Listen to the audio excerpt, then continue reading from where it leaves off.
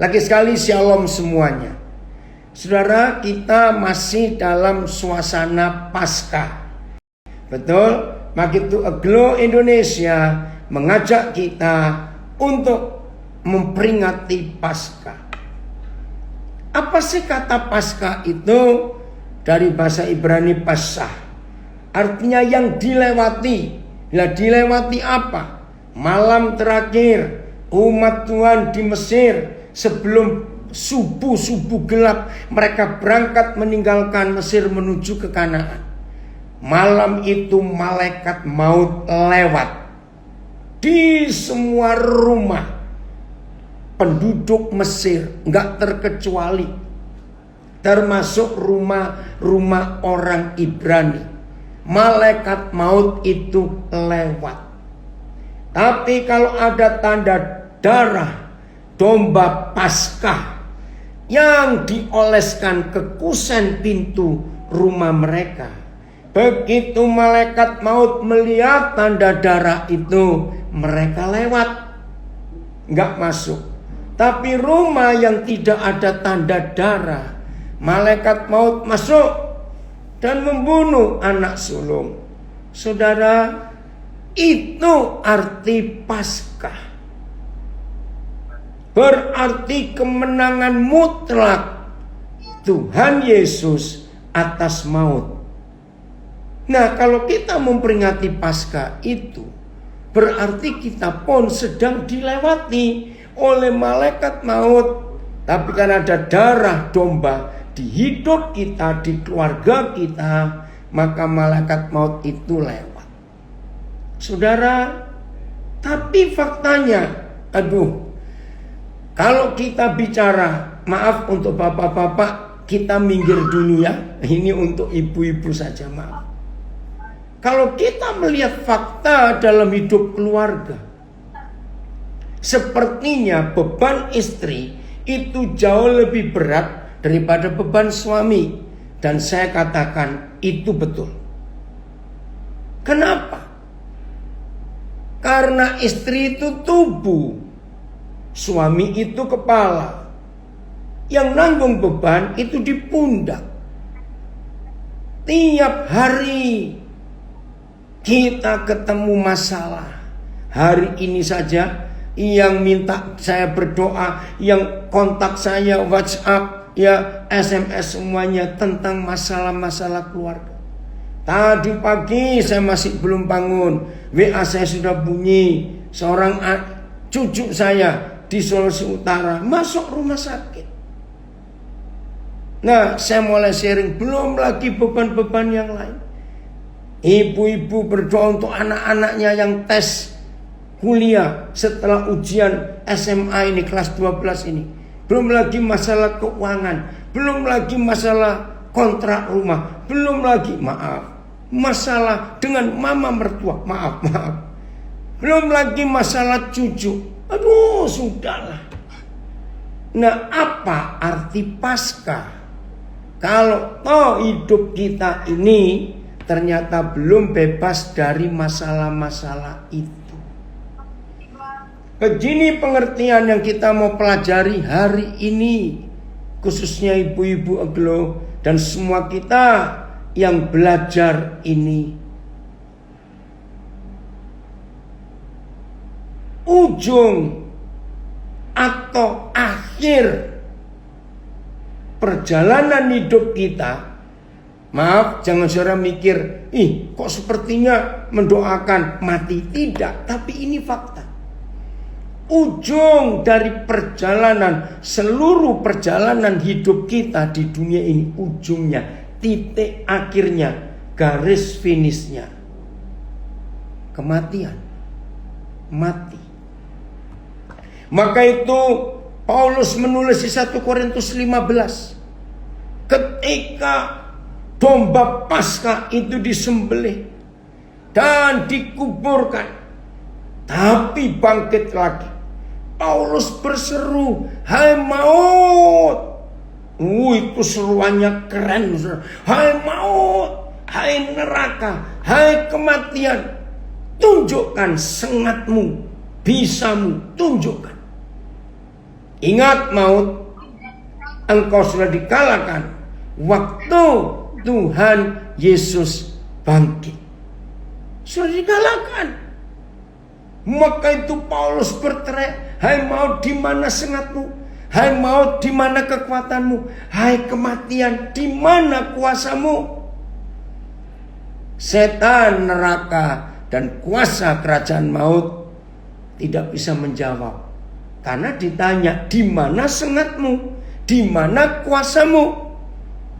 Setan jawab, sudah diambil oleh kemenangan Tuhan Yesus. Itu artinya. Maka itu dalam Wahyu 1 ayat 18. Tuhan Yesus berkata, segala kunci maut ada di tanganku. Segala kunci maut, saudara. Nah, kenapa untuk Paskah kita harus bicara tentang maut, tentang kematian? Karena musuh terakhir manusia adalah kematian. Nggak ada yang lain lagi. Maka itu, maafkan saya, Wahyu 1 ayat yang ke-18. Dan yang hidup, Yesus hidup. Aku telah mati, Yesus telah mati. Namun lihatlah, aku hidup. Nggak cuma untuk hari Paskah saja, tapi sampai selama-lamanya. Dan aku, kata Tuhan Yesus, memegang segala kunci maut dan kerajaan maut. Wih, luar biasa itu. Kunci maut dan segala kerajaan maut. Segala. Maaf ya saudara, seringkali kita berkata begini, waktu kita melayat ke rumah duka dan peti jenazah belum ditutup. Maaf, ada yang beri cerita, aduh, melihat wajahnya yang meninggal itu tenang sekali, seperti tidur. Maaf, jangan menilai dengan wajah orang yang meninggal waktu terbaring di peti mati. Kenapa? Karena zaman sekarang ada keahlian make up mayat. Maaf ya. Jadi kalau ada orang, maaf ini jangan marah. Kalau ada orang, maaf, wajahnya jelek sekali selama dia hidup. Tapi kalau dia meninggal, para ahli make up mayat itu hebat. Wajah jelek bisa jadi cakep dan jadi cantik. Maaf, jangan marah. Nah, semua kematian, asal bukan bunuh diri ya, asal bukan bunuh diri.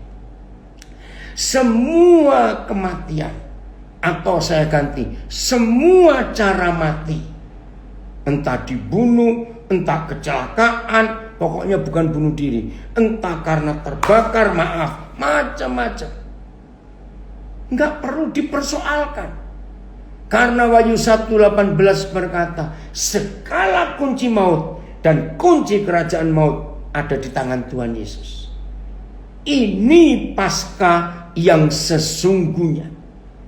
Maka itu kalau saudara dan saya hari-hari ini sedang penuh dengan masalah hidup, senyum. Karena yang namanya manusia hidup tidak akan lepas dari masalah. Buktikan. Orang seringkali berkata, orang miskin itu pasti lebih susah hidupnya daripada orang kaya. Saya nggak percaya. Coba cari orang-orang yang kaya, masalahnya pun gak habis-habis. Maka itu jangan berkata, seandainya aku kaya, seandainya aku punya duit, maka hidupku gak ada masalah. Salah kalimat itu. Salah. Contohnya selama COVID-19, sejak Maret tahun yang lalu sampai hari ini, masih ingat, saya sering dengar saudara, bagaimana orang-orang kaya yang anggota keluarganya positif COVID masuk rumah sakit. Mereka berkata, dokter, carikan obat yang paling mahal sekalipun, kami bisa beli. Dokternya jawab, Sampai hari ini COVID-19 itu belum ada obatnya. Obatnya itu cuma dari dalam hati kita sendiri, yaitu meningkatkan imun. Nah kalau cuma itu sudah ribuan tahun yang lalu Papa kita berkata lewat Amsal 17 ayat 22, hati yang gembira adalah obat yang manjur, tapi semangat yang patah mengeringkan tulang. Maka itu jangan tersinggung. Orang gila itu jarang sakit, atau bahkan hampir gak pernah kena sakit. Orang gila karena hatinya gembira terus, imunnya luar biasa. Apalagi selama COVID kita sering dengar orang gila itu gak perlu social distancing, gak perlu physical distancing, yang lain menjauhi sendiri. Betul tidak? Tapi maksud Tuhan, jangan kita gila dulu baru sehat. Tidak. Nah tadi 1 jam sebelum mulai Zoom ini, anak saya dari Jogja telepon. Dia itu selama berapa waktu terakhir ini kena gangguan asam lambung, saudara. Sampai suatu malam dia telepon saya sambil, "Pak, nafas saya sesak." Aduh, saya pikir COVID. Bukan, Pak, ini asam lambung saya. Saya berdoa. Saudara, tadi baru dia cerita, "Pak, saya sudah sembuh." Wih, puji Tuhan. Saya tanya, "Kamu pakai obat apa?" "Nggak ada obat, Pak. Karena dokter pun sudah capek ngasih obat saya." "Lalu obatmu apa?" "Saya bersyukur. Obatnya cuma sukacita tiap hari, Pak. Kami suami istri setiap hari menjaga hubungan untuk nggak jengkel, nggak kecewa, nggak sakit hati." Sembuh. Asam lambungnya normal. Hanya hati yang bersukacita. Amsal 17:22. Hati yang gembira adalah obat yang manjur, tetapi semangat yang patah mengeringkan tulang. Kalau saudara bisa bahasa Jawa, menarik bahasa Jawanya ini. Ati sing semplah, patine alon-alon. Itu bahasa Jawanya. Hati yang patah, matinya pelan-pelan. Oh, Tuhan kita luar biasa.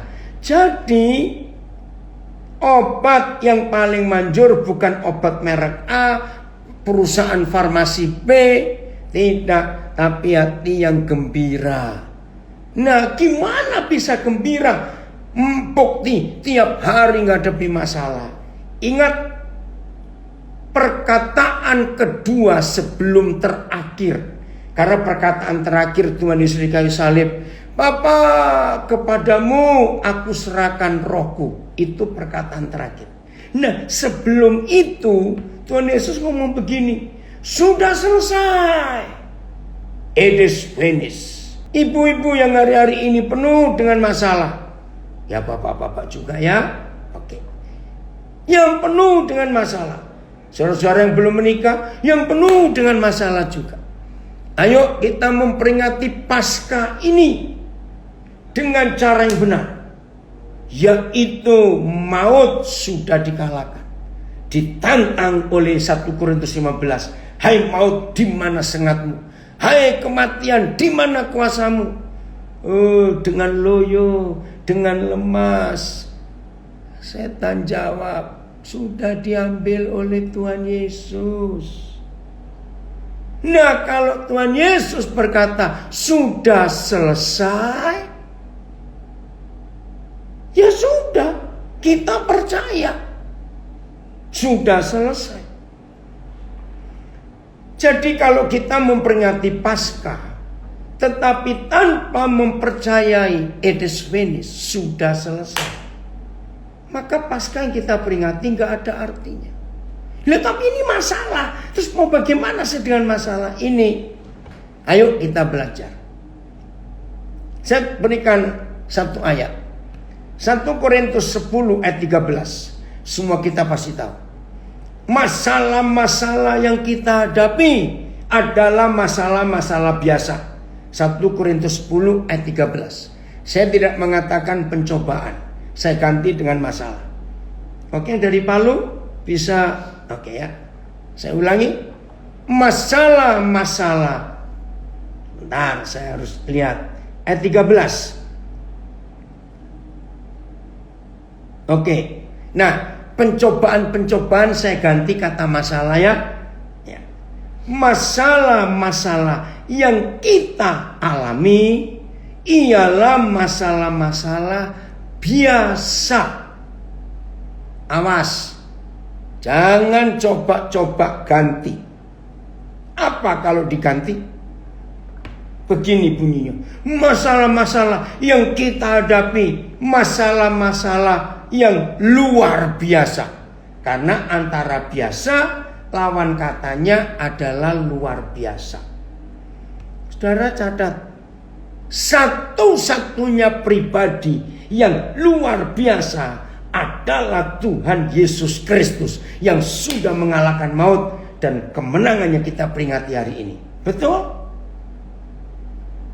Jadi begini kebalikannya. Kalau Papa kita berkata masalah-masalah yang kita alami itu masalah-masalah biasa,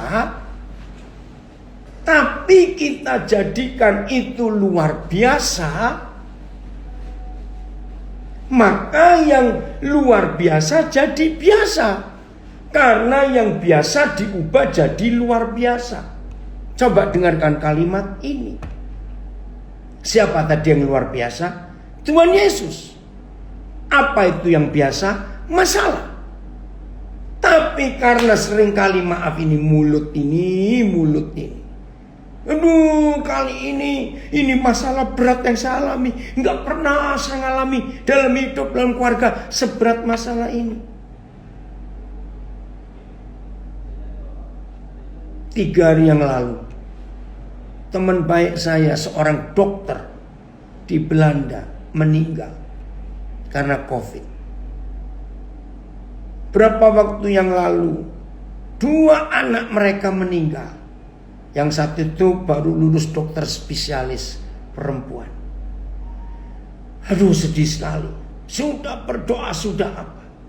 Nggak lama kemudian anak lakinya, tinggal 1 anaknya, sudah menikah, dokter juga. 3 hari lalu suami dan papanya anak-anak meninggal.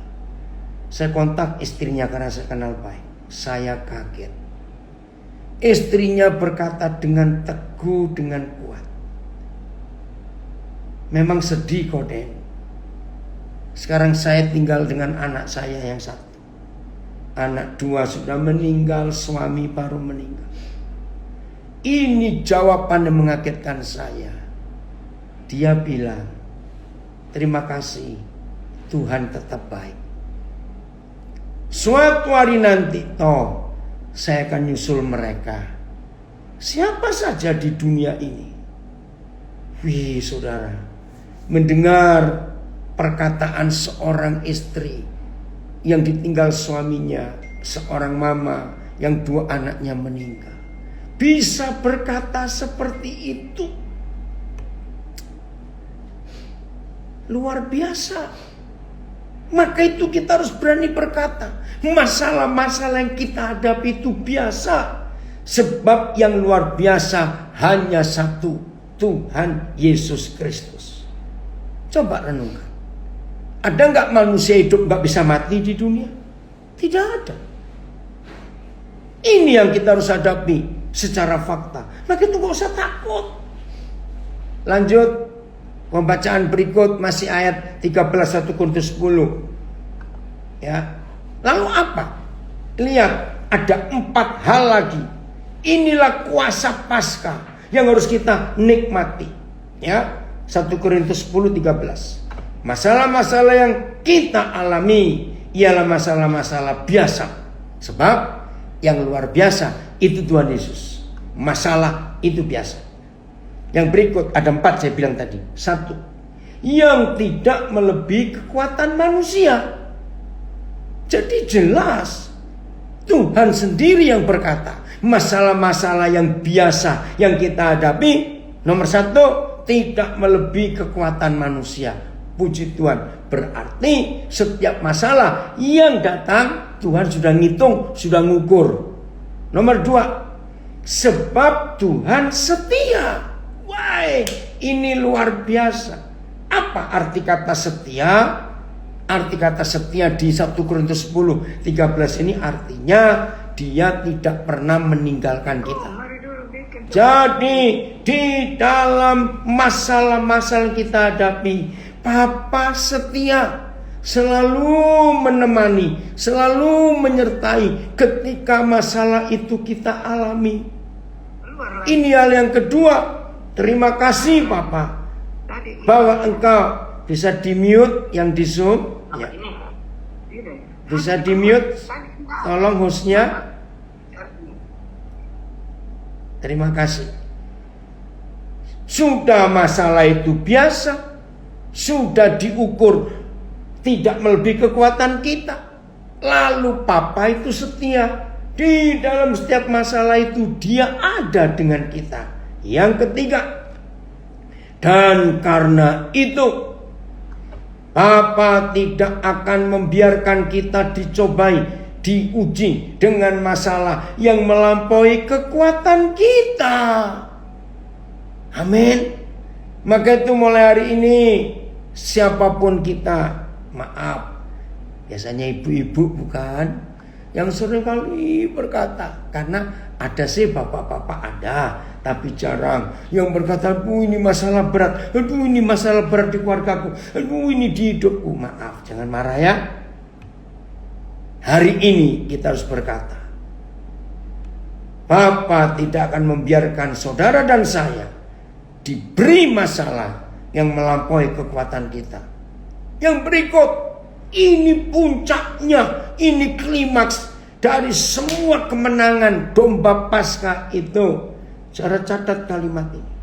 Pada waktu saudara dan saya diperhadapkan kepada masalah-masalah yang biasa itu, yang tidak melampaui kekuatan kita, dan Papa setia kepada kita.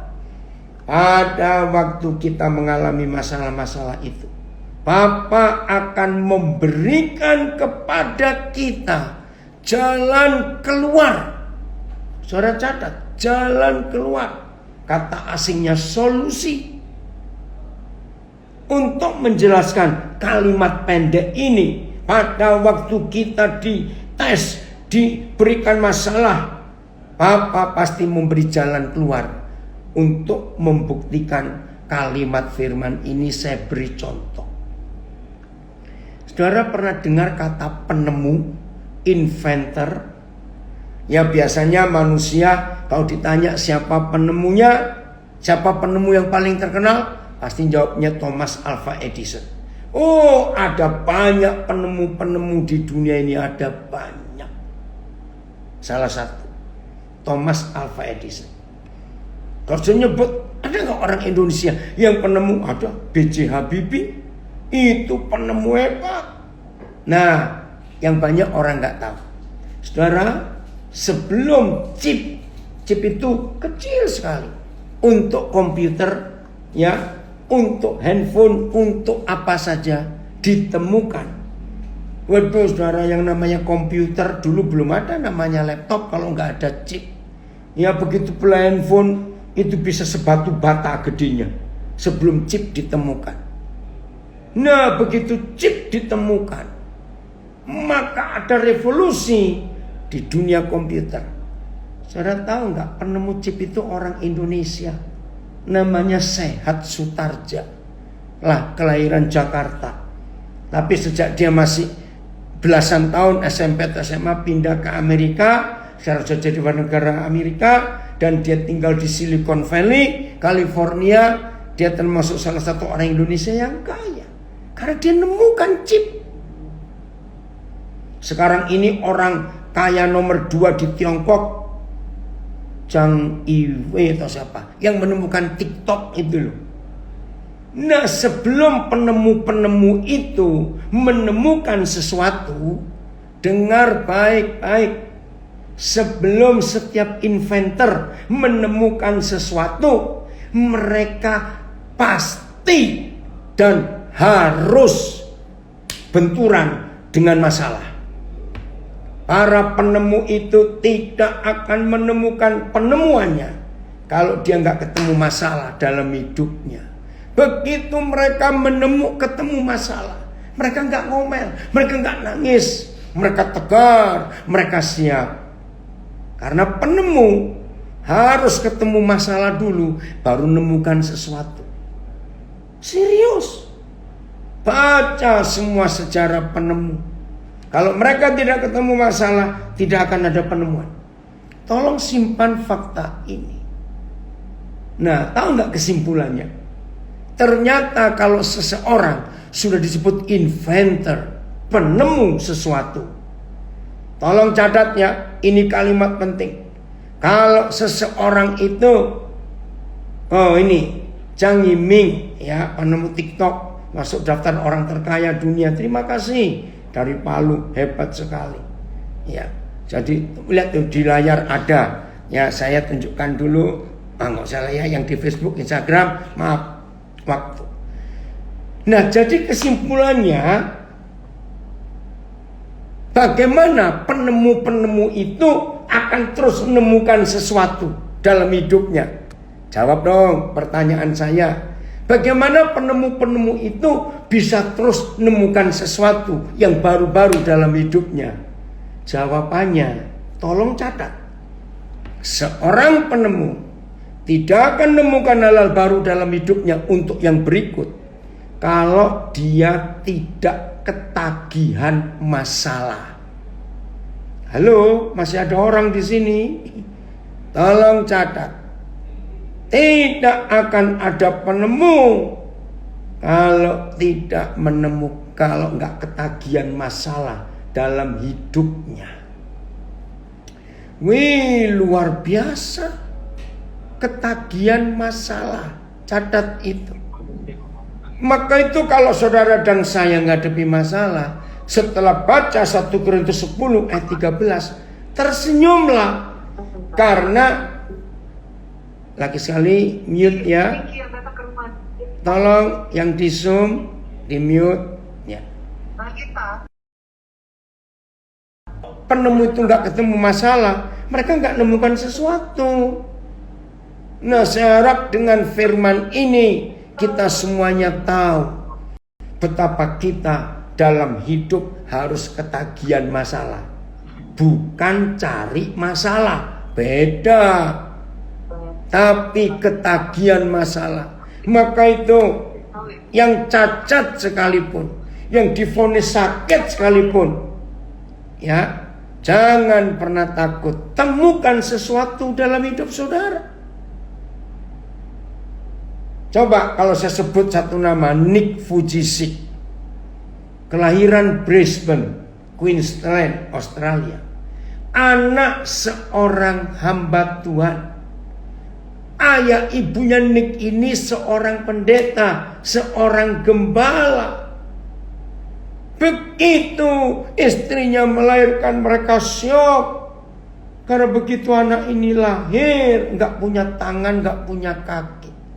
Aduh saudara, dalam biografinya, betul, ketagihan masalah, bukan cari masalah. Iya, ini dari Den Haag, dari Belanda. Siapa yang gak syok, siapa yang gak terpukul, punya anak yang dinanti-nantikan, gak punya tangan, gak punya kaki. Waktu Nick umur 8 tahun, itu pertama kali dia rencana bunuh diri. Karena dia gak tahan bully, ejekan teman-temannya. Ya wajar, namanya anak kecil mana ngerti. Tapi suatu hari Tuhan menemui Nick secara pribadi. Cari di Google, internet, Nick Vujicic. Saudara, sekarang Nick menjadi orang motivator terkenal sedunia. Ini dia, terima kasih. Wow, yang dari Palu ini cepat sekali nayangkan ini, Nick Vujicic. Iya. Sekarang dia jadi motivator terkenal di dunia. Belum ada saingannya. Sudah menikah. Istrinya orang Korea atau orang Jepang saya lupa. Sudah punya 2 anak. Luar biasa. Maka itu kita harus siap. ketagihan masalah dalam hidup ini. Karena Yesus Kristus Tuhan sudah mengalahkan maut. Betul, istrinya cantik, luar biasa. Jelas ya, kalau kita melihat firman ini, sudahlah cari orang-orang terkenal. Saudara masih ingat juga Kolonel Sanders yang punya Kentucky Fried Chicken? Saudara perhatikan. Tolong bisa di mute gak ya, yang lain ganggu sekali ini. Ya, terima kasih Meti. Campuran Jepang istrinya, betul. Lihat Kolonel Sanders. Umur 60-an. Dia baru menemukan resep ayam goreng Kentucky itu. Umur 60-an. Wih, saudara, luar biasa. Dunia sangat menikmati ayam goreng Kentucky, penemuan Kolonel Sanders. Padahal sebelum itu dia mengalami jatuh bangun, nggak cuma 5-10 kali, puluhan kali dia gagal, tapi tidak menyerah kalah. Coba terus. Akhirnya menemukan penemuan yang luar biasa dan bisa memberkati dunia. Maka itu, kalau ada di antara kita merayakan Paskah, tapi jadi murid Yesus yang cengeng, orang Surabaya bilang gembeng, dikit-dikit nangis. Maaf, nggak layak jadi pemenang. Maaf, jangan tersinggung. Yusuf bisa menyelamatkan dunia. Salah kalau ada orang berkata Yusuf menyelamatkan Mesir saja. Salah. Yusuf itu menyelamatkan dunia. Bahkan kalau tidak ada Yusuf, Israel ini punah di dunia. Tahu kata punah? Habis. Coba kita lihat Kejadian 45 ayat yang ke-5 dan 6. Kejadian 45 ayat 5-6. Lihat imannya Yusuf. Kita harus memiliki iman yang sama dalam hidup ini. Kejadian 45 ayat 5 dan 6 lebih dulu. Ayo kita melihat ini, saudara, supaya kita tidak menyerah kalah di dalam semua masalah-masalah. Yang dari Palu bisa tayangkan, oke. Ya, supaya kita tidak menyerah kalah. Kejadian 45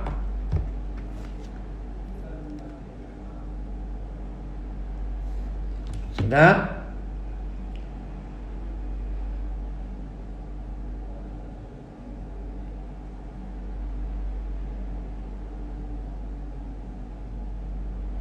Oh, sebentar. Kejadian 45 ayat 5. Maaf, bukan ini. Kejadian 45. Maaf. Ya. Oke ya. Lihat ini. Tetapi sekarang, kata Yusuf kepada kakak-kakaknya, janganlah bersusah hati dan janganlah menyesali diri. Yusuf sadar yang menyengsarakan hidupnya sampai jadi dimasukkan sumur, jadi budak di Mesir. Tetapi sekarang janganlah bersusah hati dan janganlah menyesali diri karena kamu menjual aku ke sini. Yusuf gak akan lupa kesadisan kakak-kakaknya 10 orang itu, saudara. Kan Yusuf anak nomor 11. Kamu yang menjual aku ke sini. Ingat Yusuf. Dia ingat masalah dihadapi bukan karena dia. Sebab, nah ini loh, ini iman. Ini penemuan Yusuf yang luar biasa. Sebab untuk memelihara kehidupanlah Tuhan menyuruh aku mendahului kamu. Siapa kamu? Israel. Jadi kalau nggak ada Yusuf yang ke Mesir, maka Israel itu punah. Mati semua Yakub dengan anak-anaknya. Hebat nggak? Jadi kalau Yusuf tidak siap menghadapi masalah, hidup mereka punah di dunia ini. Inilah konsep, inilah kebenaran yang kita harus miliki dalam kehidupan kita. Saya mau tunjukkan hebatnya Rasul Paulus setelah dia merasakan dan mempercayai kuasa kebangkitan Yesus. Ini enggak main-main. 2 Korintus 12. 2 Korintus 12 ayat yang ke-8 mulai. 2 Korintus 12 ayat yang ke-8. Mari kita belajar lewat firman ini. Jadi kalau ada di antara kita yang sedang belajar bersama-sama ini, sedang dihadapkan pada masalah-masalah yang berat, senyum. Sebab sebentar lagi Roh Kudus akan membawa saudara dan saya untuk menemukan sesuatu. Amin. Lihat ini. 2 Korintus 12 ayat yang ke-8. Tunggu.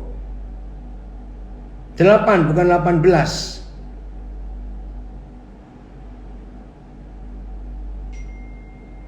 Ya. Ini Paulus. Tentang hal itu aku sudah 3 kali berseru kepada Tuhan supaya utusan iblis itu mundur daripadaku. Ayo, 3 kali berdoa, Tuhan tidak dengar.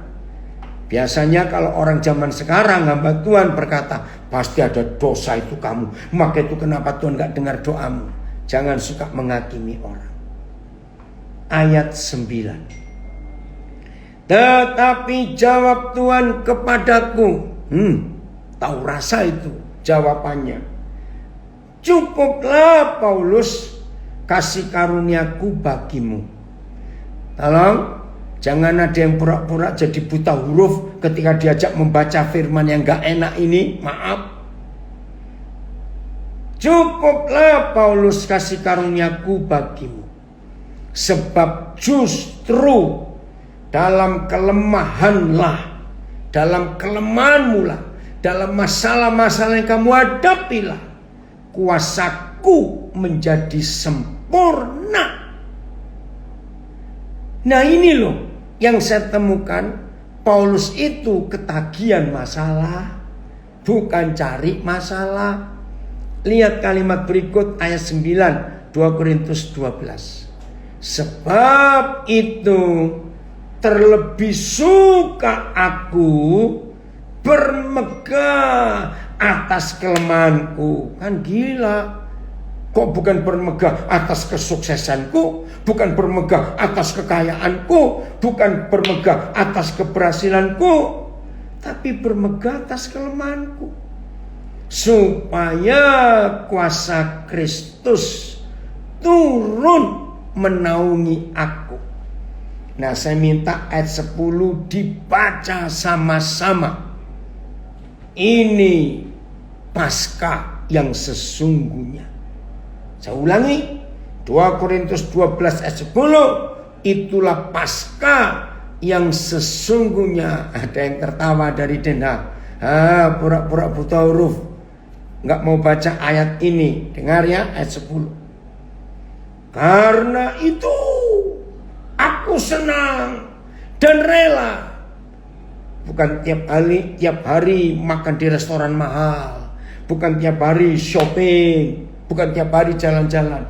Karena itu aku senang dan rela di dalam kelemahanku. 1. Di dalam siksaan. Ayo, apa bedanya disiksa dan dipijat? Beda. Dalam siksaan aku lebih senang, di dalam kesukaran. 3. Yang keempat, lebih senang aku di dalam penganiayaan. Yang keempat, lebih senang dalam kesesakan. Oh, yang kelima, oleh karena Kristus.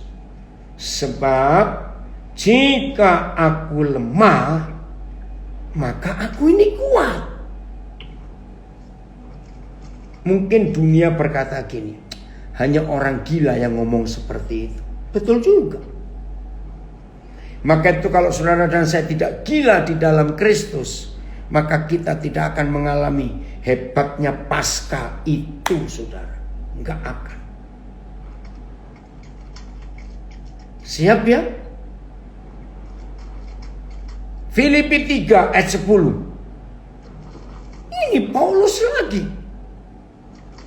Filipi 3 ayat 10. Kita lihat.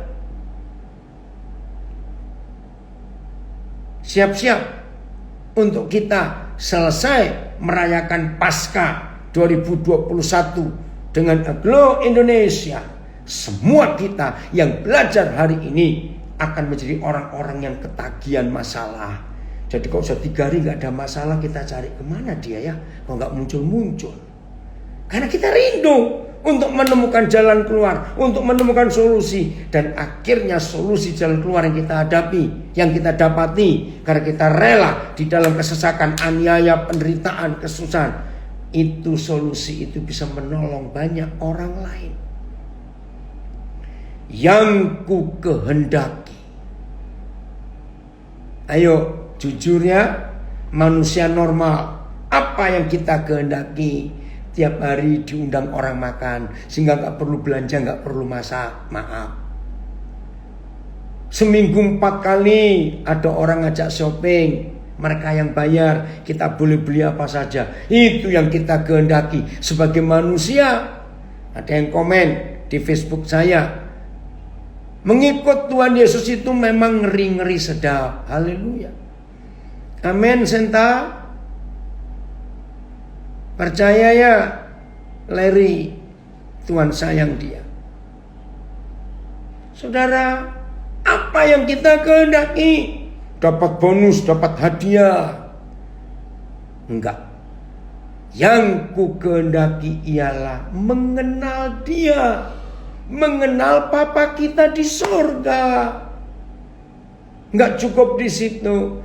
Dan mengenal, nah ini Paskah. Dan mengenal kuasa kebangkitannya. Ini Paskah. Mengenal kuasa kebangkitan Yesus. Saya ulangi. Yang pertama yang ku kehendaki ialah mengenal dia. Kedua, kuasa kebangkitannya. Yang ketiga, mengenal, menikmati persekutuan dalam apanya. Ini loh Kristen yang benar. Menikmati persekutuan dalam penderitaannya. Bukan menikmati persekutuan dalam mujizat-mujizatnya, tapi menikmati persekutuan dalam penderitaannya. Di mana ini klimaks, ini highlight dari perayaan Paskah. Ini klimaksnya, di mana aku, saudara dan saya, menjadi serupa dengan dia. Bukan di dalam perbuatan mujizatnya. Baca baik-baik. Menjadi serupa dengan dia dalam kematiannya. Tanggal 15 kemarin saya di Denpasar. Saya tanpa sengaja bertemu dengan suami istri gembala GSJA Denpasar, Pendeta Salmon Girsang. Saudara, saya belum pernah ketemu, tapi gembala ini sudah sering dengar tentang saya. Mereka punya 3 anak, perempuan, laki, perempuan. Suatu masa ketika anak lakinya ini baru masuk kuliah semester 2 atau 3, saya lupa. Tiba-tiba anak ini gila, saudara. Dan waktu mereka cerita gilanya anak ini, saya ikut merinding.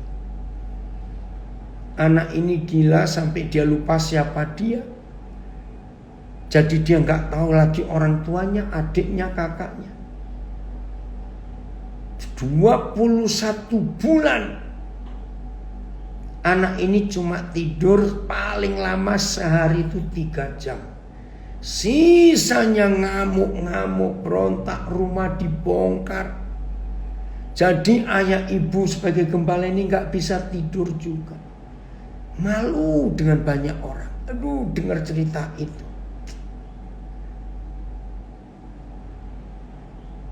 Tahun terakhir dokter sudah memberi obat penenang 25 mili, tetap gak tidur. Satu hari Pak Gembala ini mencoba, dia minum 1/4 dari 25 mili itu. Istrinya bingung sebab dia tidur 18 jam gak bangun. Dia bingung, ini anak sampai 25 mili gak tidur. Mereka cuma bisa menangis, mereka cuma bisa berdoa, mereka gak tahu. Apalagi dokter memberikan pernyataan, mungkin bisa sembuh, tapi perlu waktu paling dikit 5 tahun. Untuk memulihkan 5 tahun, ini aja sekian belas bulan kami bisa tersiksa.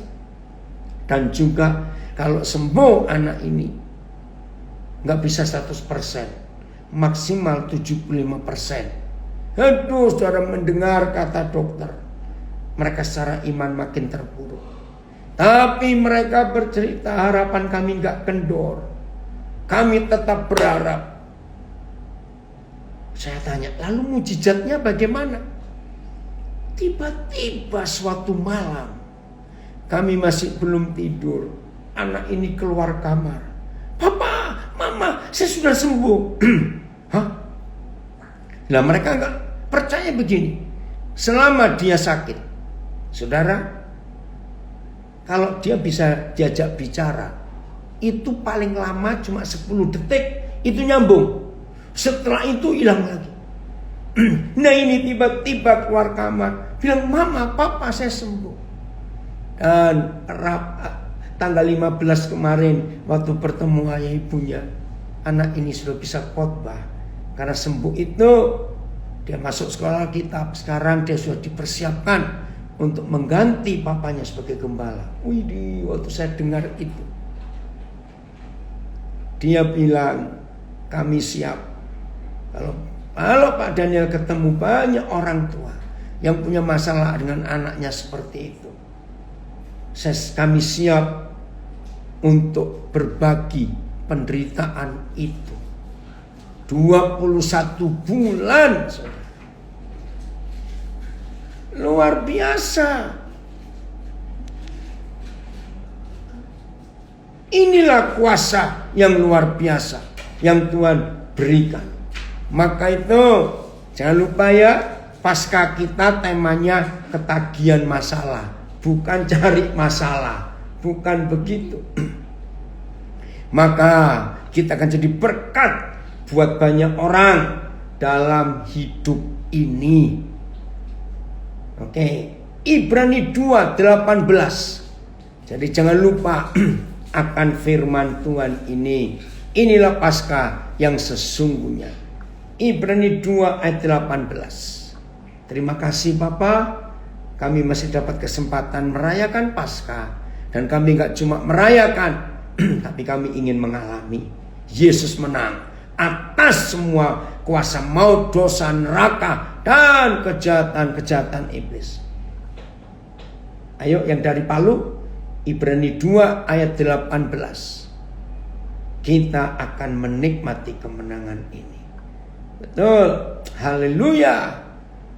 Jangan lupa namanya Bapak Pendeta Salmon Girsa dari GSCA Denpasar. Ayat 18, Ibrani 2. Sebab oleh karena Yesus sendiri telah menderita karena pencobaan. Sebab oleh karena Yesus sendiri telah menderita karena pencobaan, maka Yesus dapat menolong mereka yang dicobai. Begini aja lah supaya cepat untuk mengerti ayat ini. Kalau saudara pernah dengar kata onkolog, ya, atau ilmunya onkologi, itu namanya dokter spesialis kanker, onkolog. Maaf, ini cuma menjelaskan arti Ibrani 2:18. Seorang onkolog, dokter ahli kanker yang hebat, adalah seorang dokter yang pernah mengalami penyakit kanker sendiri dalam tubuhnya. Begitu dokter onkolog ini sudah pernah mengalami kanker dan dia sembuh, maka kalau dia melayani pasien kanker, itu nggak cuma teori, karena dia sudah mengalami. Kardiolog itu spesialis jantung.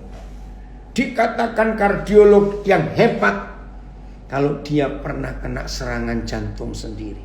Maka kalau dokter itu, kardiolog ini pernah kena serangan jantung atau sakit jantung, dan dia melayani pasien yang kena jantung, dia bisa nggak cuma teori. Nah, sebelum Tuhan Yesus dibunuh, disalibkan dan dikuburkan, dia telah mengalami semua pencobaan yang manusia alami. Lihat ayat 14 Ibrani 2. Karena anak-anak itu, maksudnya kita manusia ini, adalah anak-anak dari darah dan daging, maka Yesus juga menjadi sama dengan mereka. Nggak cuma sama dengan kita, nggak hanya sama, dan mendapat bagian dalam keadaan manusia. Luar biasa. Supaya, ini loh, supaya oleh kematiannya Yesus memusnahkan dia, yaitu iblis yang berkuasa atas maut. Ini Paskah. Amin. Yesus sudah menjadi sama dengan kita dan disamakan dengan manusia ini. Terima kasih Bapa untuk kasih-Mu. Ayat 17 supaya lengkap Ibrani 2 ini. Terima kasih Tuhan Yesus. Maka itu kalau saudara dan saya bisa ketagihan masalah, dan setiap kali masalah datang ada jalan keluar, kita bisa menolong banyak orang. Itulah sebabnya. Ayat 17 Ibrani 2. Itulah sebabnya. Maka dalam, ini gak main-main, dalam segala hal, Yesus harus disamakan dengan saudara-saudaranya, yaitu saudara dan saya. Dalam segala hal Yesus harus disamakan dengan kita, supaya Yesus menjadi imam besar yang menaruh belas kasihan dan yang setia kepada Tuhan untuk mendamaikan dosa seluruh bangsa. Hebat sekali. Ya, apa kabar? Ini tim kami dari Nabire. Jadi menurut Ibrani 2 ini, tidak ada jalan lain untuk Tuhan Yesus menyelamatkan. Maaf, bajingan-bajingan seperti kita ini. Jangan tersinggung. Masuk bajingan? Iya. Lalu siapa kita ini sebelum jumpa Yesus kalau bukan bajingan? Maaf.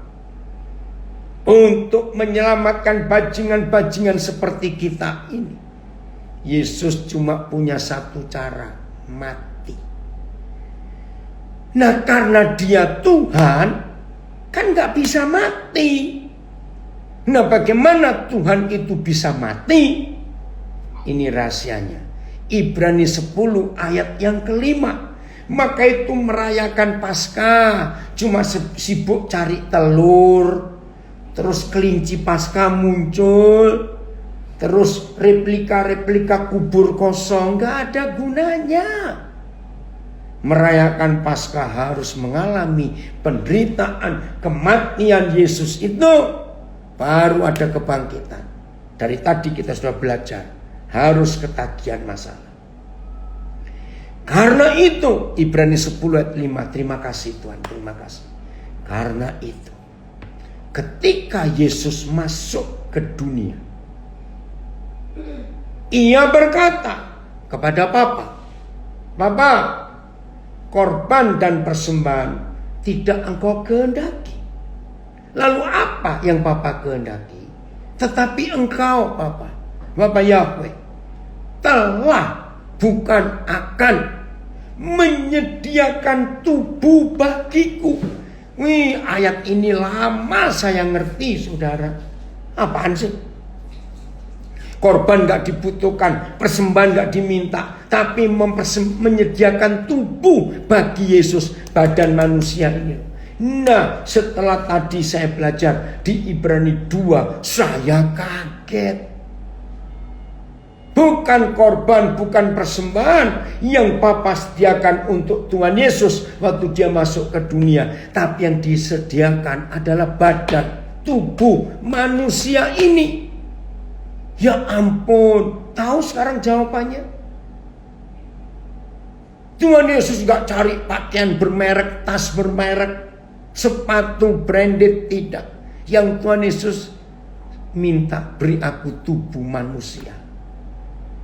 Wih, hanya satu tujuannya, dia cari tubuh dan minta badan daging seperti kita, supaya dia bisa disembelih. Wih, ngeri sekali. Ada yang tertawa di Facebook. Untuk menyelamatkan bajingan-bajingan seperti Anda dan saya. Karena itu Yesus menyelamatkan saya dan Anda. Mantap. Yesus yang kita percayai tersebut. I love you Jesus. Saya juga. Jadi ngerti Ibrani 10 ayat 5. Enggak macam-macam yang dia minta, cuma tubuh. Supaya dia bisa disembelih, supaya bisa dikorbankan, supaya Yesus punya darah. Dan darahnya dicurahkan supaya kita diselamatkan. Ini Paskah. Dan kalimatnya sudah selesai. Sudah selesai. Jadi yang sedang punya masalah, jangan nangis ya. Tisu mahal. Maaf, saya cuma guyon. Ucapkan syukur. Karena yang ku kehendaki ialah mengenal dia, mengalami persekutuan dalam penderitaannya, menjadi sama dalam kematiannya, supaya aku juga sama-sama dibangkitkan. Inilah Paskah. Terima kasih lagi sekali kepada Aglo Indonesia yang memberi kesempatan saya boleh berbagi hari ini. Jadi yang punya masalah juga, masalah itu nggak harus yang ringan-ringan. Disakiti orang, difitnah orang, dikhianati orang, dituduh. Jangan marah dengan orang itu, karena kita sedang praktek pelajaran pengampunan. Kapan kita bisa mengampuni praktek pengajaran itu? Ya, kalau ada orang yang buat kita, ada yang menyalahi kita, itu praktek pengampunan. Apalagi yang suka doa. Maaf, kalau nyanyi sambil tutup mata, terus angkat tangan, terus kepalanya miring-miring begitu. Ku mau sepertimu Yesus, terus air mata meleleh. Keren toh? Wih, Tuhan bisa melihat. Aduh, anakku yang satu ini rohani sekali. Tapi dengar, setelah saudara dan saya berdoa dengan pujian, ku mau sepertimu Yesus, langsung praktek Yudasnya datang ke hidup kita. Awas kamu sembelih Yudas ya, awas. Kita gak lulus.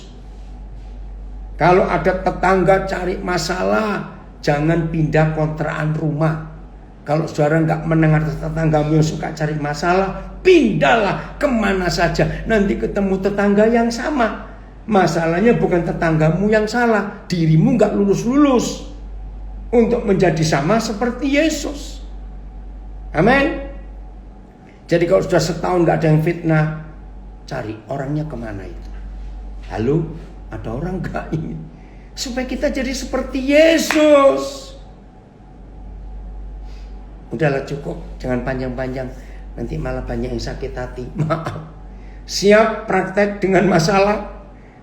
Jadi masalah-masalah yang kita hadapi itu biasa. Siapa yang luar biasa? Yesus. Mereka yang suka nyanyi, Yesusku luar biasa. Awas gak praktek. Selamat merayakan Paskah bukan dengan ibadah saja, tapi praktek. Menderita seperti Yesus. Ada dari Belanda berdoa, Roh Kudus tolong saya. Pasti Tuhan tolong. Maka itu cari lagi. Yang cari masalah dengan saudara minggu lalu, tapi saudara usir dia. Ayo nanti selesai belajar ini, cari diajak makan, tapi kita yang bayar. Awas suruh dia yang bayar. Itu baru namanya murid Yesus yang luar biasa. Tuhan Yesus memberkati kita semuanya. Selamat merayakan Paskah, tapi langsung praktek. Yesus perlu tubuh untuk disembelih. Haleluya. Tuhan Yesus memberkati. Oh, ada yang gak lulus-lulus, ya terus. Oh, Tuhan Yesus gak pernah DO kita. Oke ya. Shalom semuanya. Selamat menjadi pelaku firman.